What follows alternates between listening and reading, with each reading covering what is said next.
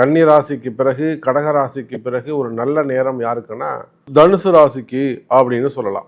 காரணம் என்னன்னு கேட்டீங்கன்னாக்கா 3-9 இந்த ராகுவும் கேதுவும் உங்க ராசிக்கு பெயர்ச்சி அடைகிறார்கள்.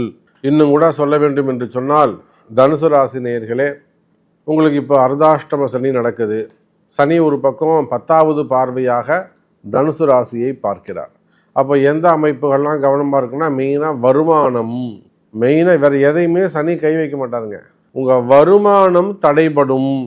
நீங்கள் எந்த தொழில் செய்பவராக இருந்தாலும் சரிதான், எனி பிஸ்னஸ் வேர்ல்டு வைடு, உலகம் முழுவதும், அது ஓன் பிஸ்னஸாக இருக்கலாம், வேலை செய்யக்கூடியவங்களாக இருக்கலாம், தொழில் செய்யக்கூடியவங்களாக இருக்கலாம், கடைகள் வச்சு நடத்தக்கூடியவங்களாக இருக்கலாம்.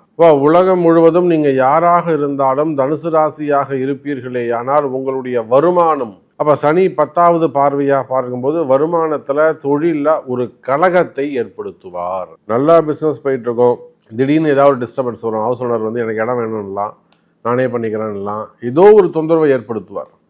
அப்போ அந்த டிஸ்டர்பன்ஸ் எல்லாம் சரி பண்ணக்கூடிய தருணம் குரு. மே மாதத்துக்கு பிறகு குரு தனுசு ராசியை பார்க்கும்போது அந்த சனியுடைய பார்வை கூட தடைப்பட்டு விடும்.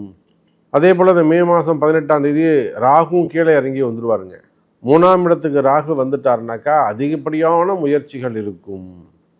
அப்போ எனக்கு தெரிஞ்சு 2027 வரை 2027 வரையிலுமே கூட அடுத்த 2 ஆண்டுகளுக்கு எனதருமை உலகம் முழுவதும் வாழக்கூடிய தனுசு ராசி நேயர்களே, உங்களுக்கெல்லாம் ஒரு அற்புதமான கால தருணம்.